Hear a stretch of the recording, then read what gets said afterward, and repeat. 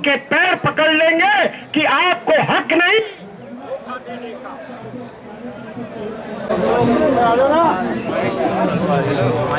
हम लोगों ने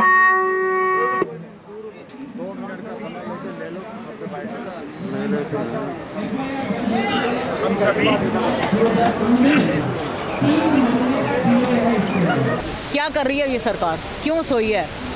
वो दिन भूल गई जब हमारे चाचा जी थे जो बोलते थे शेर लटक गए फांसी पे, गिद्दड़ बन गए राजा, एक क्रांतिकारी की ज़रूरत है, मेरे चाचा शहीद भगत सिंह जी वापस आ जा। और देखो उन्होंने फांसी के फंदों को भी चूमा है। फिर आप देखो उनकी कुर्बानियों का मोल हमें क्या दे रहे हैं, सड़कों पे बिठा रहे हैं, क्यों नहीं हमारे हक में देते? क्या मांग है आप लोगों की है यहाँ पे? नंबर 1 मांग है भी हमारे परिवारों को राष्ट्रीय परिवार घोषित किया जाए जी। दूसरी बात, हमारे परिवारों को जो दुख तकलीफें हैं, किसी के पास मकान नहीं है, किसी के पास आर्थिक पोजीशन कमज़ोर है, उनकी हेल्प की जावे।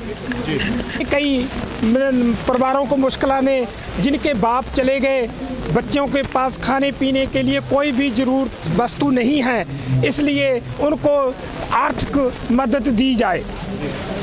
मैं पंजाब का जनरल सेक्रेटरी हूँ फ्रीडम फाइटर जथेबंदी का, इसलिए हम चाहते हैं कि हमारे सारे देशवासी फ्रीडम फाइटर परिवारों को सम्मान किया जाए, क्योंकि हमारी वजह से जो देश के नेता ने वो राज कर रहे ने, हमारे प्रायोजनों की वजह के कारण सारे वो राज कर रहे ने, इसलिए हमारे परिवारों का सम्मान होना चाहिए, सभी को बराबर का अधिकार मिलना चाहिए। ऐसा है, फ्रीडम परिवार जो है, फ्रीडम फाइटरों के जो उत्तराधिकारी हैं, मैं समझता हूँ उनकी बहुत बड़ी कुर्बानी है देश के लिए। वो मांगते तो है नहीं, सरकार उनको प्रेम से उनकी समस्याओं को समझे। और सबसे बड़ी बात ये है कि सरकार फ्रीडम फाइटर्स के परिवारों को राष्ट्रीय परिवार घोषित कर दे, और उनकी जो वो भीख मंगे तो है नहीं, उनको तो गर्मामयी, आनंदमयी और उनको प्रेम का भाव सरकार के हृदय में हो।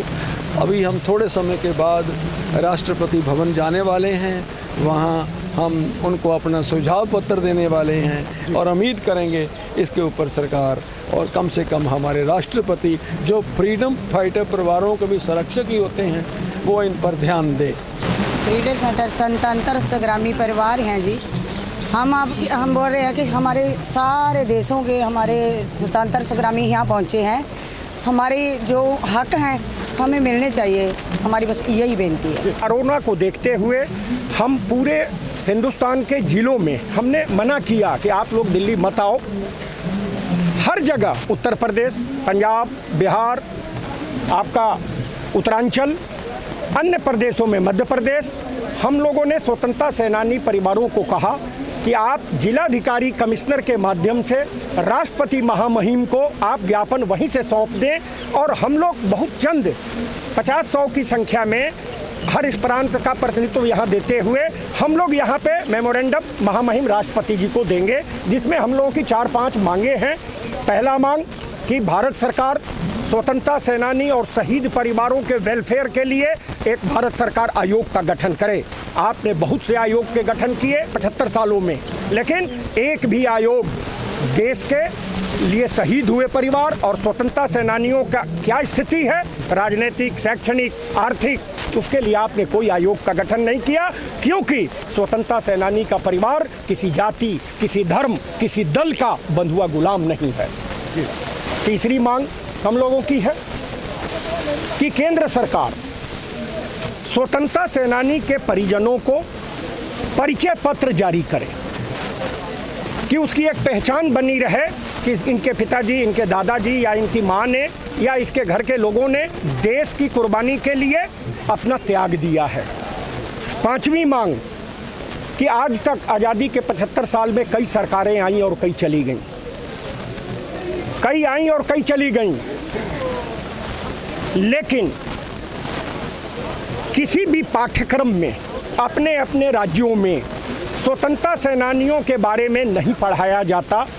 इस बात की वेदना हम लोगों को है कि आने वाली जेनरेशन उन्हें भूल जाएगी, याद नहीं रखेगी। यह एक षड्यंत्र है इसको दूर किया जाए और स्थानीय भाषाओं में जो प्रोविंस हैं वहाँ के जो शहीद और फ्रीडम फाइटर हुए हैं उनकी जीवनी पाठ्य पुस्तकों में डाली जाए, ये सरकार से एक मांग है। सर मेरा एक आपसे सवाल है, राजगुरु सुखदेव भगत सिंह को आज तक शहीदी का दर्जा जो सरकारें नहीं दे पाई, वो आपकी कितनी भलाई कर पाएंगी? क्या आपने कभी सोचा? बहुत सोचा है सर। एक बात समझ लीजिए कि अगर आप जैसा वरिष्ठ पत्रकार देश की राजधानी में भगत सिंह, राजगुरु और सुखदेव के बारे में सवाल कर रहा है तो यहाँ तो लाखों भगत सिंह, सुखदेव और राजगुरु इस तरह का त्याग देने के लिए तैयार हैं।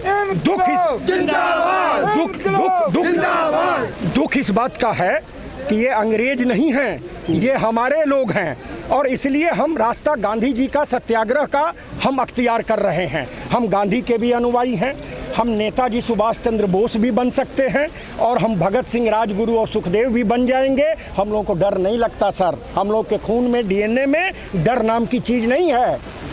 पांचवी चीज़ कि हम यह चाहते हैं कि पूरे हिंदुस्तान में अलग अलग मेमोरियल, अलग अलग शहीदों के स्थान राजनीतिक तौर पे बनाए गए हैं। हम चाहते हैं देश की राजधानी में एक पूरे हिंदुस्तान के शहीद और फ्रीडम फाइटरों के लिए एक मेमोरियल बने।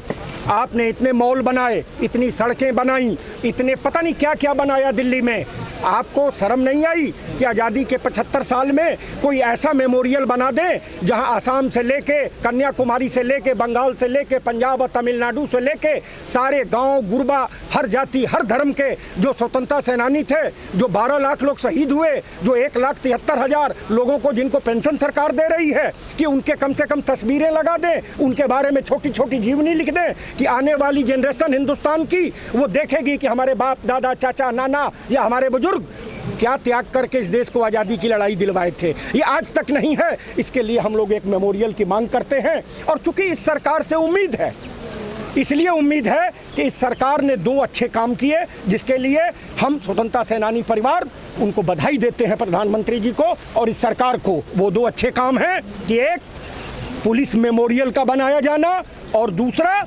मिलिट्री मेमोरियल बनाया जाना, जो आज़ादी के बाद इस सरकार ने किया। तो हमको उम्मीद भी है कि स्वतंत्रता सेनानियों के लिए भी यह सरकार मेमोरियल बनाएगी और अमृत महोत्सव के पहले मनाए।